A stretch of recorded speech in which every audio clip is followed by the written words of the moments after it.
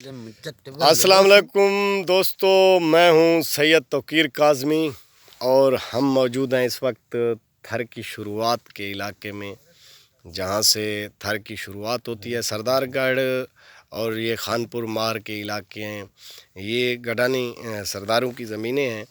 تو ریت کے ٹیلوں کے اوپر ٹھنڈی ٹھنڈی راتوں میں ہم بنانے جا رہے ہیں کرکوک ریت کے اوپر بننے والی روٹی کو کہا جاتا ہے۔ یہ جو آپ سامنے آگ دیکھ رہے ہیں، تو اس آگ کے اوپر روٹی بنائی جائے گی۔ تو کر کہتے ہیں ایک جلی ہوئی ریت کو یا جلی ہوئی مٹی کو، اور کوک کہتے ہیں موٹی روٹی کو۔ یہ بہت ہی پرانی قدیمی بلوچوں کی ثقافتیں ہیں۔ تو ایک سجی جو بلوچ کافی زیادہ پرانی ثقافت ہے، اور ایک یہ کرکوک۔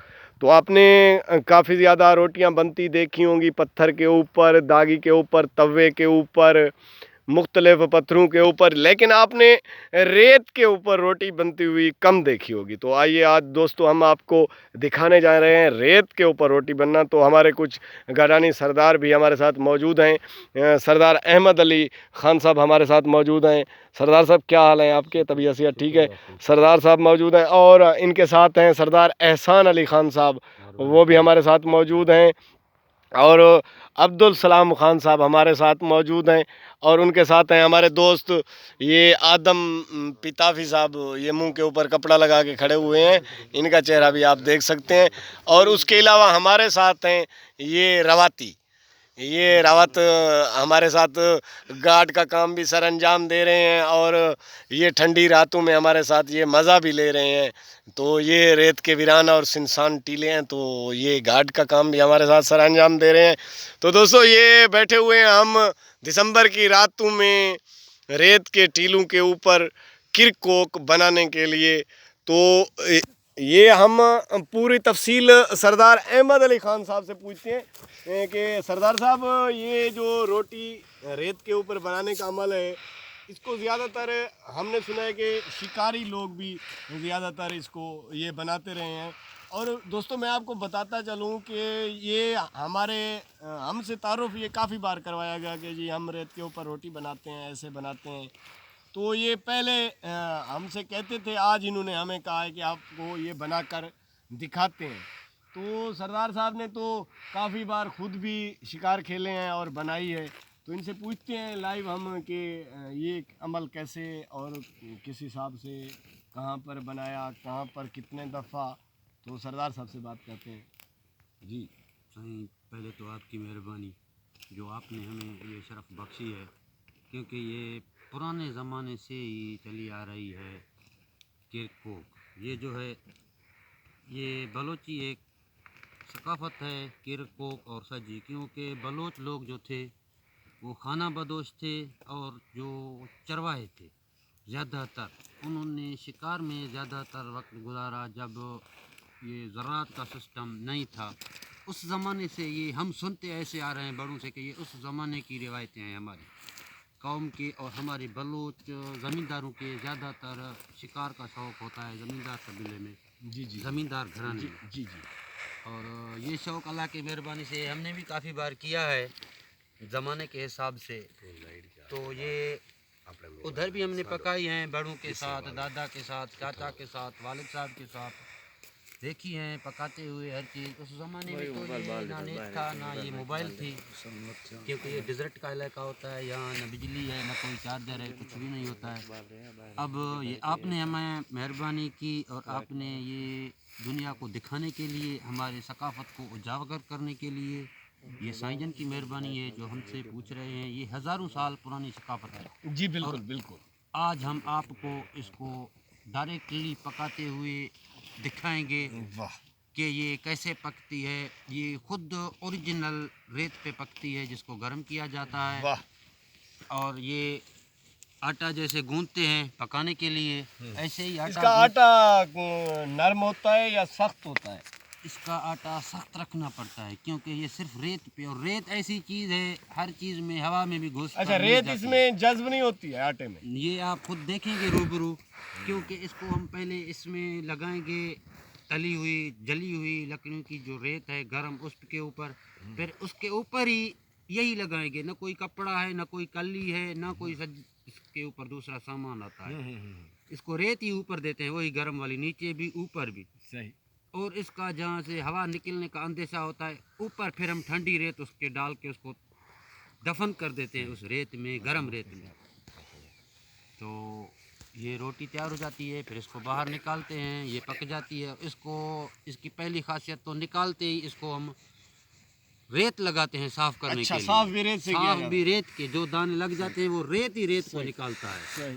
کیونکہ لوہا لوہے کی کاٹتا ہے، ریت ریت کو کاٹتا ہے. تو ریت یہ روٹی اچھی آپ کھا کے دیکھیں گے انشاءاللہ ذائقہ ہوگا، کیونکہ سجی اور یہ روٹی یہ ہماری بلوچی ثقافت تو ہے. دوستو یہ روٹی تو بنے گی، اور روٹی کے مکمل بنانے کا جو عمل ہوگا وہ آپ میرے یوٹیوب چینل پر بھی دیکھ سکتے ہیں. مرشد کی باتیں ہیں یوٹیوب چینل میرے کے اوپر. اس کی ہم پوری آپ کو ڈیٹیل دیں گے کہ یہ روٹی کیسے بنائی جاتی ہے اور کیسے بن رہی ہے. اس کی ہم آپ کو پوری تفصیل بتائیں گے. ہم اس وقت موجود ہیں اور دسمبر کی ٹھنڈی ٹھنڈی راتیں ہیں. یہ آگ کی گرمی اتنی ہے کہ ہمیں ادھر بھی پسینہ آ رہا تھا. یہ کافی زیادہ دیر تک آگ لگائی گئی، 2-2.5 گھنٹے اس کو گزرے ہیں. اس کے بعد جا کر یہ عمل آیا ہے کہ اب اس پہ اوپر وہ مرلہ ہونے والا ہے کہ جو روٹی بنے گی اس کے اوپر. تو اس کی تیاری ہو رہی ہے. سردار یہ علی رضا خان صاحب ہیں جو تیاری کر رہے ہیں اس کی روٹی بنانے کے عمل کی. تو ہم اس کو دیکھ رہے ہیں اور انجوائے بھی کر رہے ہیں کافی زیادہ. صحیح. اب یہ دیکھیں گے کہ یہ زیادہ تر شکار کے ٹائم میں استعمال ہوتا تھا، کیونکہ شکار گھوڑوں پہ کیا جاتا تھا یا پیدل، تو برتن اٹھانے کی نوبت نہ آئے. صحیح. روٹی بھی ریت پہ پکاتے تھے، اور جو شکار کرتے تھے اس کا گوشت سجی کر کے کھاتے تھے. یہ اسی وجہ سے ہی بلوچوں کا رواج رہا ہے. اچھا. کہ صرف ان کے ساتھ آٹا ہوتا تھا، آٹا نہیں ہوتا تھا تو بس صرف سجی پکاتے تھے. جو آٹا ہوتا تھا تو سجی پکا کر یہ ریت میں روٹی پکا کر اس کے ساتھ کھاتے تھے. اور یہ آپ کو آج ہم دکھا رہے ہیں. یہ آپ دکھائیں اس کو ذرا کہ کیسے تیار ہوتی ہے.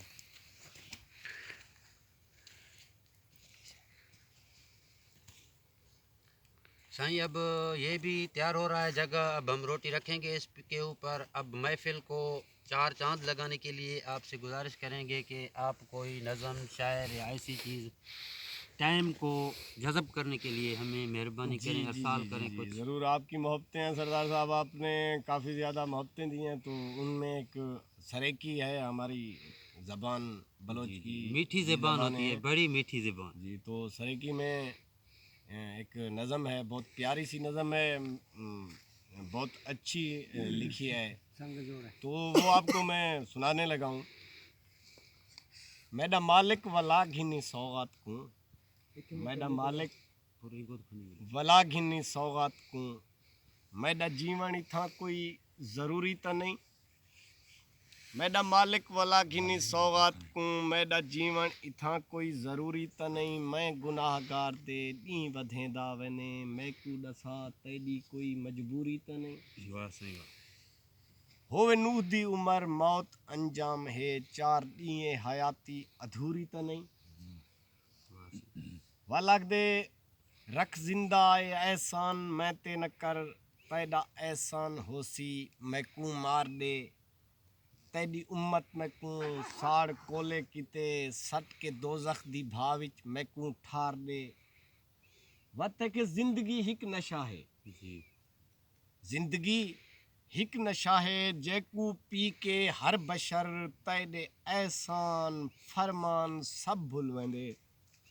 تھی کے بے حوصلہ پی کے مدہوش، بن کے باغی بغاوت اتے تل ویندے. اے نہ تھیوے میں تیڈا انسان تھی کے تنگ زندگی تو تیکو بھل ونیا. اے نہ تھیوے میں تیڈا انسان تھی کے تنگ زندگی تو تیکو بھل ونیا. تو میں کو پاک دھرتی تے لبدا پھریں، میں زمانے دی گرداب وچ رل ونیا.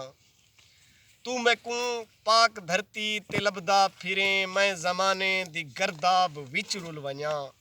جیڑے ڈیں دی حیاتی جوانی چڑھی، جیڑے ڈیں دی حیاتی جوانی چڑھی، ॾुख गर्दान थी के ॻुले दे वदन जेड़े ॾींदी हयाती जवानी चढ़ी ॾुख गर्दान थी के ॻुले दे वदन ॾे मोहब्बत दी लालच मैं खुददार कूं मैं ॾे दुश्मन कूं मैडा बणे दे वदन मैडा ज़िंदा रखण जे ज़रूरी हुई त मैकूं मैडा मुक़द्दर सनम गोल दे जैंदे कीते हयाती तू बागी थियां वाह सही ओ वफा गोल दे ओ भरम गोल दे मैं बशर बन के इल्तजा कीतीए तैं खुदा बन के वाह जो वफा कीतीए तैडे बख्शे हो जुल्मो सितम दी कसम जे सहारा होंदा त जी पोहा ਜ਼ਖਮ ਇਤਨੇ ਜੋ ਜ਼ਖਮੇ ਦੇ ਵਿੱਚ ਵਲ ਜ਼ਖਮ ਹਨ ਜ਼ਖਮ ਫਕਤ ਉਂਦਾ ਹੁੰਦਾ ਤਸੀਬ ਪੋਹਾ ਮੈਡਾ ਮਾਲਿਕ ਦਸਾ